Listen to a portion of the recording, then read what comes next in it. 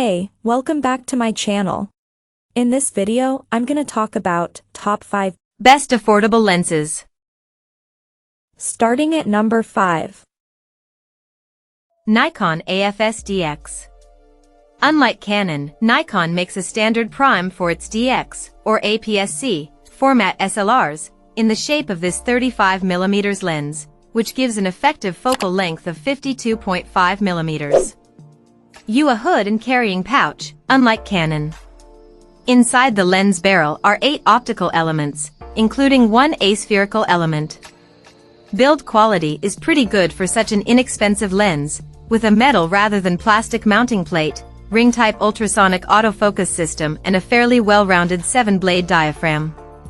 However, there's no focus distance scale nor the weather seal ring that's often featured on the mounting plates of Nikon lenses. Autofocus is reasonably quick and whisper quiet, and image quality is mostly good, although corner sharpness is a little disappointing throughout the entire aperture range. Even so, this lens is compact and lightweight, and well worth the asking price.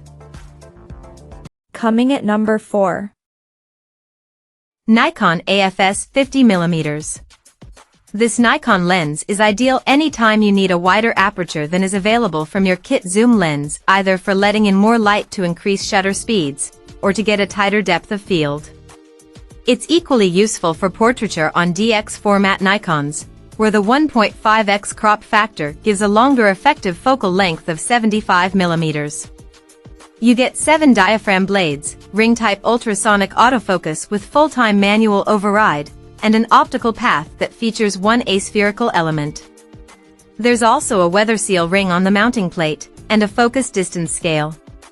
The sharpness and contrast are impressive even when shooting wide open at f/1.8. Bokeh is nice and smooth as well, although, typical of 7-blade diaphragms, defocused lights take on a heptagonal shape when stopping down a little. At number 3. Canon RF50mm. Most Canon RF mount lenses are far from cheap, but the RF50mm f/1.8 is a rare exception. It costs a fraction of the price of Canon's stunning RF50mm f/1.2L USM, and while it is a little slower, an f/1.8 aperture will still deliver nicely defocused backgrounds, and our tests show it's a match for the f/1.2 version in some areas. Focusing speeds are also very good, with the stepping motor, STM, used offering quick and quiet focus. It's also better made than the EF equivalent, making this a must-buy for EOS R-series photographers. Number 2 of my list. Canon EF50mm. The so-called Nifty 50 is one of the most popular types of prime lens on the market, and with good reason. You can get a much tighter depth of field than with a kit zoom lens, for blurring the background and focusing all of the attention on the main subject.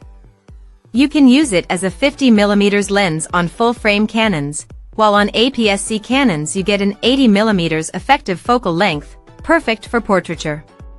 This lens uses a gear-type autofocus stepping motor which is audible but much quieter than the more basic electric motor of previous Canon 50mm f/1.8.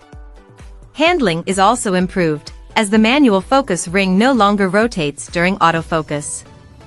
Apart from in the extreme corners, sharpness remains impressive even at the widest aperture, and barrel distortion is negligible.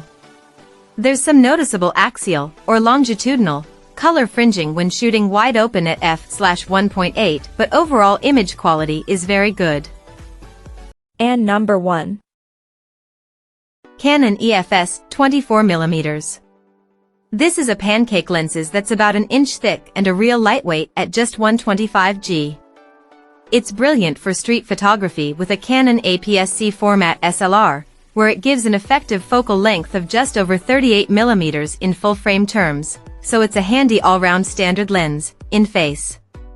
The f/2.8 aperture rating is also useful, and rather faster than in a kit zoom lens.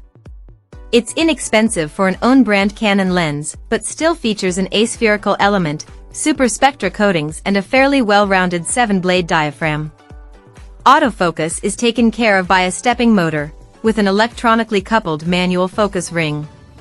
The small build means the STM autofocus is gear-type rather than linear. When we reviewed the lens, we noticed that it's audible and not particularly quick in operation, but gets the job done. The more important thing is image quality, and that is very good indeed, making you wonder why some prime lenses need to be quite so big. Check out this video description for latest price and more informations. Thank you for watching this video. Please subscribe and stay tuned.